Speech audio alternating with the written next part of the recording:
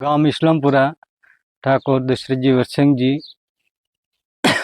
શું બની ઘટના? ઘટના એવી બની છે કે અમારા નાના ભાઈની વહુના ઘરે ચોરી થઈ। રમીલાબેન લાલાજી ઠાકોર એમના ઘરે ધોરા દિવસે 9 થી 10 ના ગાળામાં ચોરી અજાણ્યા શખ્સોએ કરી ગયા છે।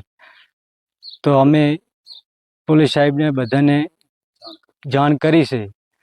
તો પછી અમારું કહેવું કે પોલીસોને કે વહેલા તકે અમારા ભાઈને બહુ વિધવા છે તો એમના જમ બને એમ વહેલાસર દાગીના પાછા આવે એવી અમારી અપીલ છે। એ લોકો ક્યાં ગયા હતા? એ લોકો લેબોડી વેણમાં ગયા હતા। છોકરા બોકરા કોઈ ઘરે નતા। દરરોજ લેબોડીમાં કેટલી કમાણી?